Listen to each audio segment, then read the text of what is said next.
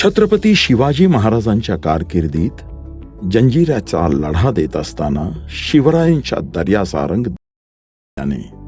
1661 मध्ये जंजिऱ्यापासून मुरुड शहराच्या समुद्र किनाऱ्यासमोर कासा खडकावर एक किल्ला बांधला, तो म्हणजे पद्मदुर्ग किल्ला. यास कासा किल्ला सुद्धा म्हणतात.